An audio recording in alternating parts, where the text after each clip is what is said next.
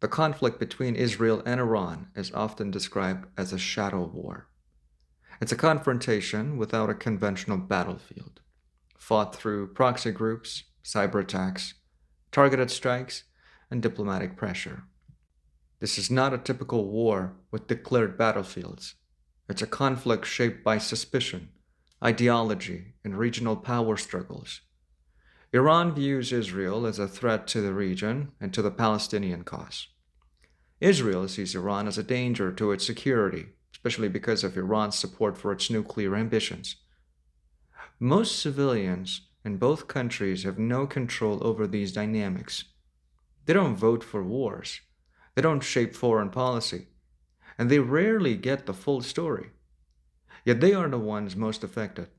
Whether it's an explosion in Syria blamed on Israel, a cyber attack on infrastructure in Iran, or threats of escalation in Gaza and Lebanon, it's everyday people who live in fear, uncertainty, and economic fallout. What makes this conflict especially dangerous is that it's indirect but constantly escalating. Each side claims to be acting in self defense, taking preemptive action, but there's no consistent effort toward dialogue. There are no peace talks, no third party mediation with real traction. So, what happens is a drawn out crisis that constantly simmers, heating up just enough to make people afraid, but never being resolved. Ceasefires often look like progress from the outside. In reality, many ceasefires are temporary pauses meant to regroup, rearm, and rethink. The violence stops, but the hostility doesn't. That's true across many regional conflicts, and this one is no different. When we hear of a ceasefire, we hope it means safety, but for governments, it's often just a breather. This is important to understand. When a state or military group agrees to stop firing, it does so because it has a tactical reason. Maybe it needs to manage the image internationally, or maybe it's under pressure from allies, or maybe it just needs time to rebuild. Civilians often confuse this with peace, only to be caught off guard when hostilities flare up again days or weeks later. It's emotionally brutal. In this cycle, people stop trusting even silence. They learn to live with hypervigilance, never knowing if the danger is really over. And that does something to the mind. It conditions people to live in survival mode. No long term plans, no mental rest, just waiting for the next headline, the next siren, the next alert. War affects people long after the missiles stop. The trauma doesn't end with the ceasefire. People, especially civilians, carry the consequences in their minds and bodies. Children who grow up with constant fear, who see death or hear explosions, often develop PTSD at a very young age. Adults may struggle with depression, anxiety, chronic stress. These are not just emotional reactions, they are clinical, long lasting wounds.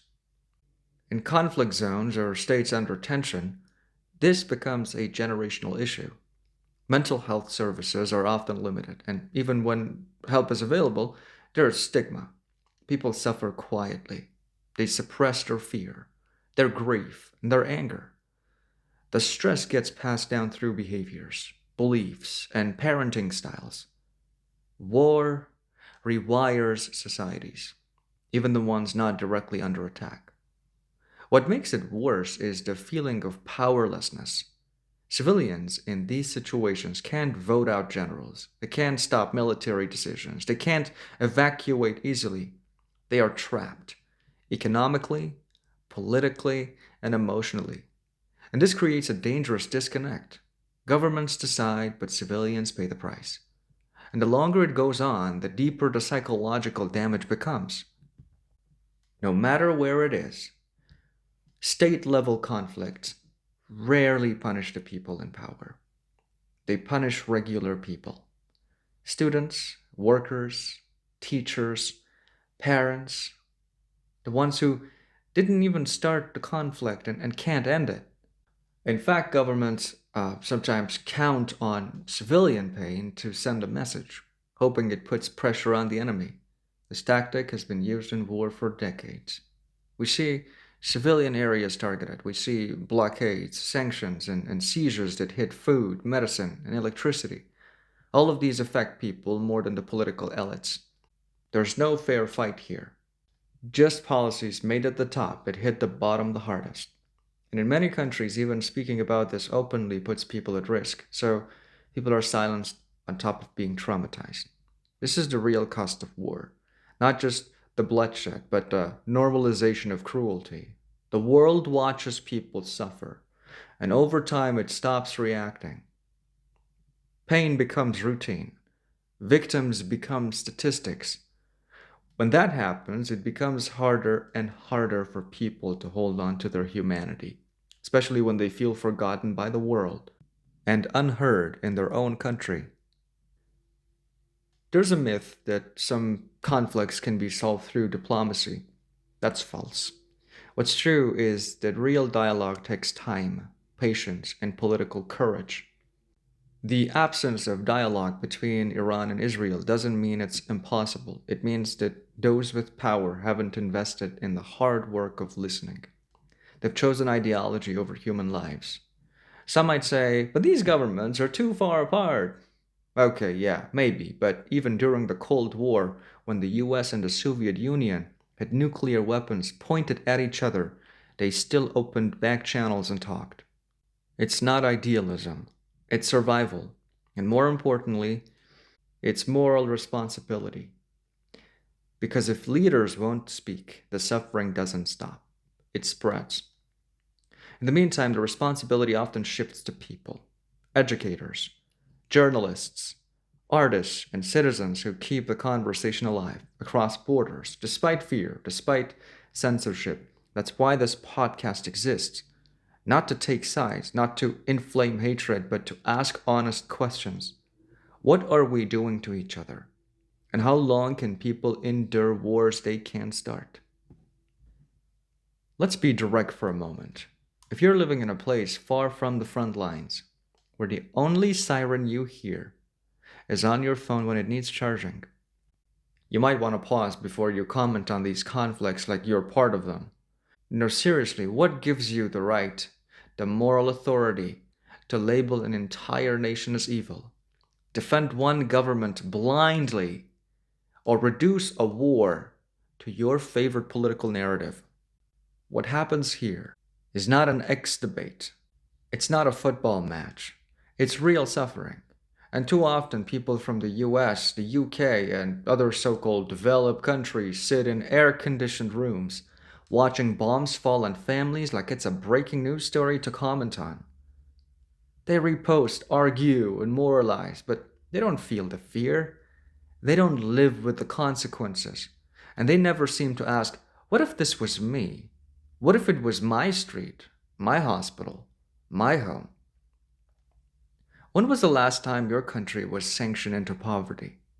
Have you ever lost a family member in a drone strike you couldn't see coming? Would your government tolerate foreign missiles hitting your airport without a declaration of war?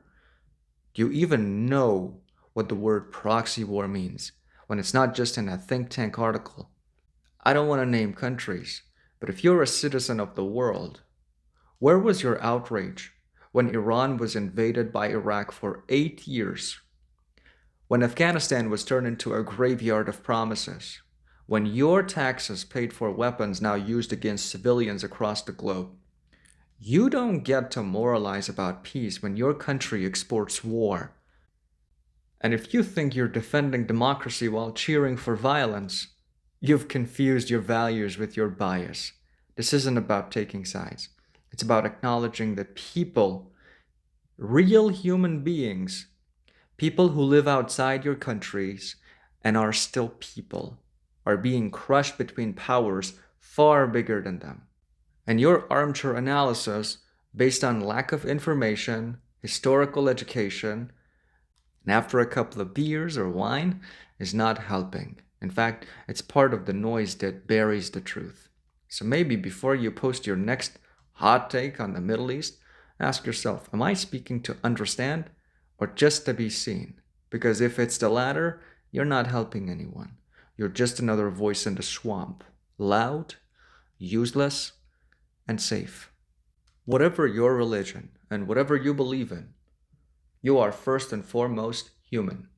And humans don't throw humans under the bus. Not when bombs fall. Not when borders close. Not when despair sets in. Let's say it clearly. You do not have to choose between Iranian lives and Israeli lives. You do not have to pit Palestinian grief against Israeli fear. These are not enemies. These are people. Real, breathing, grieving people. And every time someone insists on taking the side of a government, they bury the stories of civilians beneath the rubble of ideology. What this world needs now is not more slogans, but more conscience. Not more noise, but more honesty and clarity. Peace doesn't come from cheering for tanks, or fighter jets, or missiles. It comes from standing with those who've lost everything and asking, how do we stop this for good? It comes from knowing that you are not superior because your suffering is distant, that your comfort is not a qualification to speak, but a responsibility to speak carefully. So if you're watching from afar, take the side of people. Raise your voice not for bombs, but for bridges. Not for revenge, but for repair. Because in the end, the wars fade, but the pain of the people, well, that remains. And the blood, well, that remains too, on the hands of people who supported it. This has been episode 14 of The Light of Joy. Dare to speak the truth, but not from a pedestal. Dare to care, but not from ignorance. And above all, when the world darkens, stay human, stay kind, and stay in the light of joy.